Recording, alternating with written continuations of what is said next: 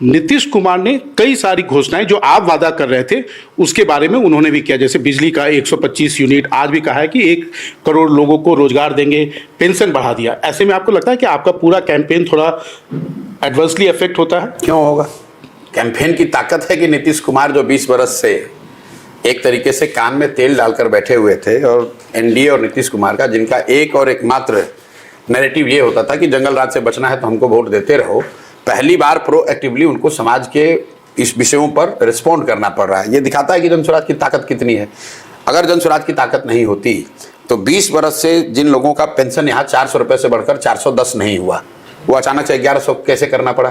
कुछ लोग राजद वाले कह रहे हैं कि भैया हम भी कह रहे थे, राजद वाले तो खुद ही सरकार में बैठे हुए थे। तेजस्वी यादव यहाँ डिप्टी सीएम थे 3 बरस, उन्होंने पेंशन को 400 रुपये से बढ़ाकर 410 नहीं किया। तो ये जनता का, जनस्वराज का दबाव है कि आपको 400 से बढ़ाकर 1100 करना पड़ा, क्योंकि बहुत बड़ी संख्या में लोग इस बात को 3 साल के हम लोग के अभियान से इस बात को समझें कि भाई आप 400 रुपया इस महंगाई के ज़माना में गरीबों को पेंशन नहीं दे सकते हैं।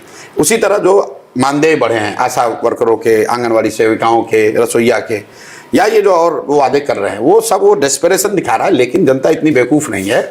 20 बरस आप सत्ता में रहिएगा और अब आज आके कहिए कि 5 बरस और दे दीजिए, हम पलायन रोक देंगे, तो लोग मानेंगे नहीं। क्योंकि पलायन का सबसे पहली बार मुद्दा जनस्वराज ने उठाया है। पेंशन का मुद्दा सबसे पहले जनस्वराज ने उठाया है। 94 लाख लोगों को 2-2 लाख रुपया मिलना चाहिए, ये तो लालू जी और तेजस्वी यादव, नीतीश कुमार ने मिलकर विधानसभा में कहा था। ये लोग तो साथ में थे। जातीय जनगणना इन लोगों ने कराया जाति के नाम पर, राजनीति करने के नाम पर, और कहा कि 94 लाख लोग जो गरीब है, गरीबी रेखा के नीचे, उनको 2-2 लाख रुपए देंगे।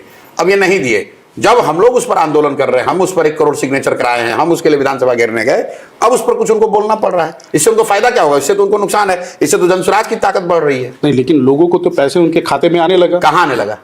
कोई आदमी अगर है तो आप हमको दिखा दीजिए, किसी को अगर पैसा मिला हो। 125 यूनिट लोगों को। अरे भाई, ऐसा है 94 लाख लोगों को 2-2 लाख रुपया दिया जाएगा। ये घोषणा आज से 2.5 बरस पहले हुई, तेजस्वी यादव और नीतीश कुमार ने मिलकर किया। आप हमको बता दीजिए कि किसी के खाते में अगर 2 रुपया गया हो तो।